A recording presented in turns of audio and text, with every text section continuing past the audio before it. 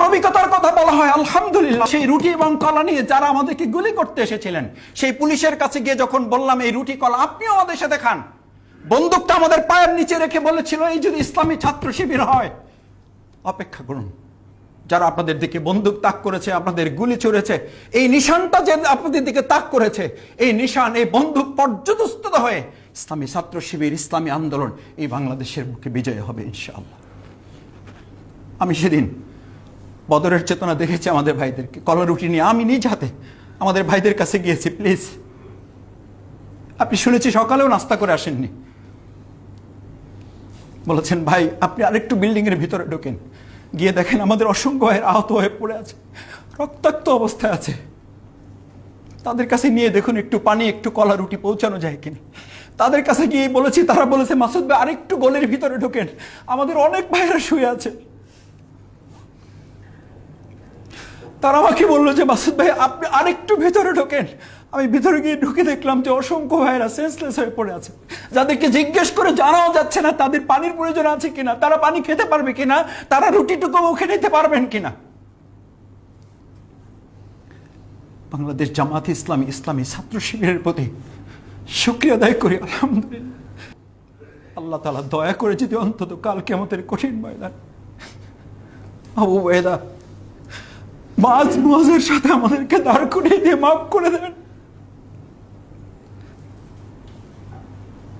আলহামদুলিল্লাহ। শহীদ মুজাহিদ, আমাদের প্রস্তুতি তো সবাই নিয়ে এসেছিলেন, শহীদ মুজাহিদের ডায়েরি পড়েছেন আপনারা।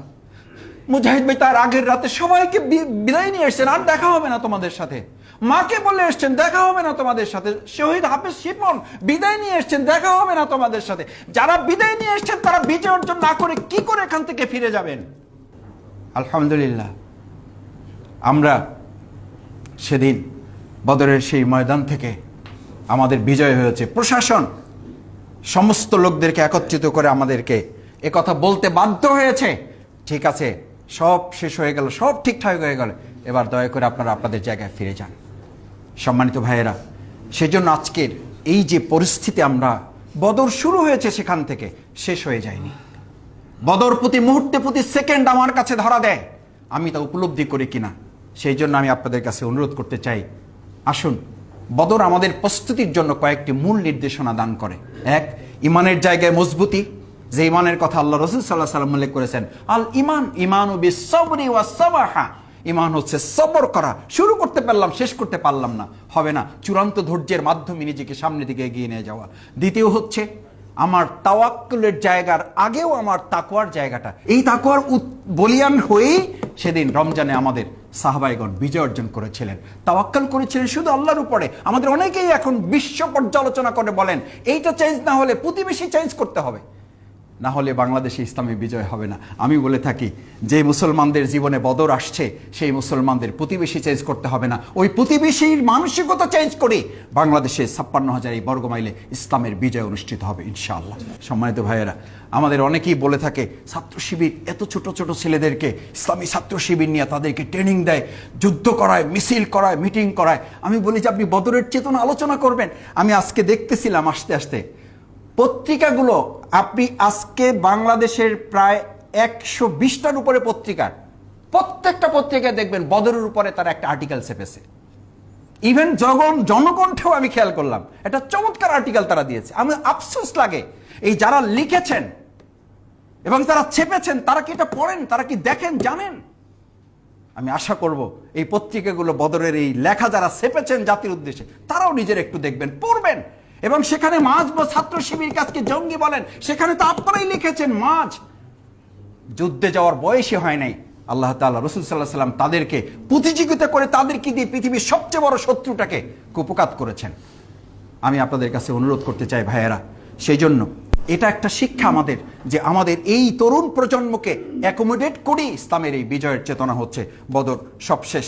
আমি আপনাদের অনুরোধ করতে চাই ভাইয়েরা, আল্লাহ সুবহানাহু তাআলা আমাদের এই জায়গায় আমাদেরকে নির্দেশনা দেওয়া হয়েছে, বদর হচ্ছে আমাদের জীবনের জন্য প্র্যাকটিক্যাল ফরম্যাটে, এরকম জীবনে একবার আসতেও পারে।